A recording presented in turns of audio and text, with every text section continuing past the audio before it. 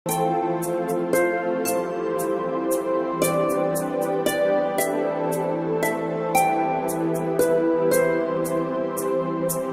बार की बात है, एक गुरु के पास एक शिष्य रहकर पढ़ता था। धीरे धीरे करके कई साल गुजर गए, लेकिन वो शिष्य अपने गुरु की शिक्षा से खुश नहीं था। वो ये सोच रहे थे कि मेरे गुरु ने मुझसे पूरी बात नहीं की है, बल्कि गुरु ने अपने पूरे प्रभाव से उस शिष्य को आगे बढ़ाने का हर प्रयास कर रहे थे। वो ये कोशिश करते थे कि मेरा शिष्य हर शिक्षा सीखे, लेकिन वो शिष्य हमेशा अपने गुरु पर ही शक करता था। ऐसे ही उसने देखा कि दूसरे गुरुकुल में ज्यादा अच्छी शिक्षा दी जा रही है, इसलिए वो उन गुरु के पास जाने लगा। एक दिन वो गुरु का पीछा करते हुए उनके साथ ही रहने लगे।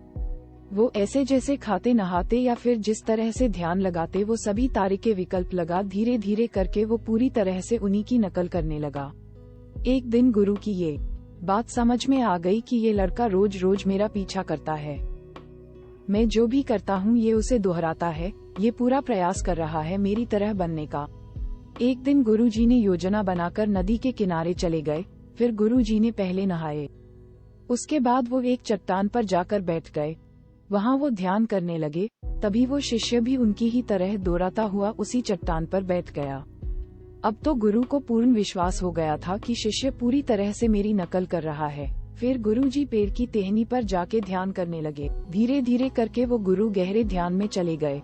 शिष्य ने पेड़ पर बैठकर सोचा शायद कोई सिद्धि मिलती हो, इसलिए वो भी पेड़ पर जाकर बैठ गया। थोड़ी देर बाद वहाँ से कुछ गिरने की आवाज आई। उन्होंने आंखें खोली और देखा कि वो शिष्य जमीन पर गिरा हुआ है। तभी वहाँ पर उसके गुरु भी आ गए। फिर दोनों ने उसे बिठाया और समझाया, अगर तुमने पूरे तरीके से मेरी नकल ना की होती तो तुम्हें ये चोट ना लगती। तुमने ये नहीं सोचा मैं गलत कर रहा हूँ या सही, बस तुमने अंधों की तरह मेरा पीछा किया और मैं जैसा करता हूँ तुम भी इसे दोहराते हो। तुमने ये नहीं सोचा कि ये गलत है या सही, कोई भी किसी की तरह नहीं बन सकता। तुम अपने आप में सर्वश्रेष्ठ हो और आप कोशिश करो कि एक नया रूप आपके अंदर से निकले। आपका मन बहुत शक्तिशाली है। जैसी जैसी जानकारी इसमें जाएगी ये वैसे ही काम करेगा। अगर आप एक बंदर की नकल करो और उसे रोज देखो तो धीरे धीरे तुम्हारी हरकतें उस बंदर की तरह होती जाएंगी। तुम उसी तरह कूदने भी लगोगे, उसी तरह की आवाज भी निकलने लगोगे। ये सुनकर शिष्य सोचने लगा। गुरुजी बोले, इसको तुम इस तरह से समझा सकते हो कि अगर एक व्यक्ति साफ हरी सब्जियां हर भोजन खा करके अपनी सेहत सही रखता है, वही कुछ लोग खराब खाना खाकर अपना शरीर खराब कर लेते हैं। जो व्यक्ति रोज स्वस्थ खाना खाता है उसने अपने मन को समझा रखा है या अपने मन पर काबू किया है, इसलिए उसे सही या गलत की पहचान हुई है।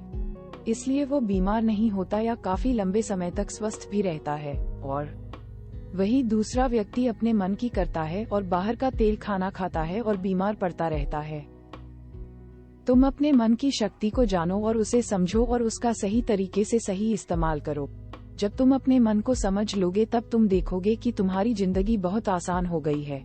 शिष्य ने पूछा, गुरुजी हम अपने मन की शक्ति का उपयोग कैसे करें और मेरे जैसे कितने बच्चे अपने मन को काबू नहीं कर पाते या इसी वजह से हम सफल नहीं हो पाते? कृपा आप हमें बताएं, हम आप जैसा बन सकते हैं। गुरुजी बोले, फिर वही गलती कर रहे हो। मैंने अपने मन की शक्ति को पहचाना है और उसे इस्तेमाल किया है। तुम मेरे जैसे मत बनो। तुम बस अपने मन की शक्ति पर ध्यान दो कि तुम्हारा मन किस ओर ले जा रहा है। तुम्हारे लिए मैं तुम्हें एक तारिका बताता हूँ। जब भी तुम्हारे मन में कोई सवाल आए तब तुम हमारे पेड़ में से एक सूखा पत्ता मेरे पास लेके आना, लेकिन पता तुम तभी लेकर आना जब तुम्हारे मन में कोई संचारी विचार आए। और जब भी तुम्हारे मन में अच्छा काम या ध्यान करने का ख्याल आए तब तुम हरा पत्ता तोड़कर अपने पास रख लेना और वो मेरे पास नहीं लेकर आना। धीरे धीरे करके इस तरीके से तुम अपने विचारों को अलग करोगे। धीरे धीरे तुम्हें समझ आने लगा कि तुम्हारे दर्द और बुरे विचार कौन से है। गुरुजी ने बोला कि ऐसा करके मैं तुम्हारे मन की बातें और शक्ति का पूरा अंदाजा करवा दूंगा। फिर तुम समझ जाओगे कि हमारे मन में कितनी शक्ति है। बस हमें अपने विचारों को ध्यान से देखना होता है। धीरे धीरे करके कुछ समय बीत गया। फिर शिष्य गुरुजी के पास गया और कहने लगा, 1 महीना बीत चुका है, आप मेरी मन शक्ति दिखाए। गुरुजी ने कहा, पहले सूखे पत्ते दिखाओ जो सांसारिक विचार आने पर तुमने इकट्ठा किए थे। उसने वो पत्ते दिखाए और वो 100 से भी अधिक थे। फिर गुरुजी बोले, अब वो पत्ते दिखाओ जो ध्यान या ज्ञान के आने पर इकट्ठा किए। तब गुरुजी ने गिना तो 15 ही निकले। फिर गुरुजी ने बोला, अब तुम ये सारे पत्ते लेकर अपने सिर पर रख कर घूमो। शिष्य बोला, इस भार को मैं कैसे उठा सकता हूँ, इसके साथ तो मेरे सिर दुखेगा। फिर तुम विचारों को अपने मन पर क्यों रख रखा है? जिस तरह से तुम इस बोझ को नहीं उठा सकते हो, उसी तरह से अपने मन पर इतने भारी विचार क्यों रखे हुए हो? शिष्य बोला, विचारों का कोई भार नहीं होता, वो तो बस मेरे मन में चलते ही रहते हैं। गुरु बोले, नहीं, विहकारों का भी बहुत कुछ होता है। जिस तरीके से आप इस भार को नहीं उठा सकते, इसी तरह से आप इन विचारों को भी धीरे धीरे करके अपने मन से निकाल दो। सिर्फ चंद सुख पत्ते के तुम समान ही अच्छे विचार अपने मन में रखे हो। इसी तरह तुम कैसे ज्ञान और ध्यान प्राप्त कर सकते हो और किस प्रकार मेरे बन सकते हो? अगर जैसे तुम मेरी तरह ही जुड़ते हो तो पूरी तरह से अपने मन के विचारों से के बोझ को ढूंढना होगा। इसके लिए आपको एक अभ्यास करना होगा। तुम धीरे धीरे करके उन सारे पत्तों को नदी में बहा देना होगा। उसने बोला, मैं इतना भारी टोकरा लेकर किस प्रकार से नदी में जा सकता हूँ, क्योंकि नदी तो यहाँ से बहुत दूर है। गुरुजी ने कहा, ठीक है, मैं तुम्हें एक और बात बताता हूँ। तुम रोज अपने मन से एक गलत विचार निकालो और एक पत्ता लेकर नदी बहा दो।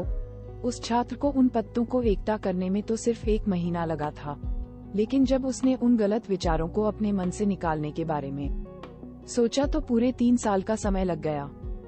अब एक दिन उसने ध्यान में कहा कि वह अचानक उठा और गुरु के पास जाकर बैठ गया और कहने लगा, अब मेरे पास सिर्फ वो 15 हरे पत्ते ही बचे हैं। अब आप मुझे बताएं कि आगे क्या करना है।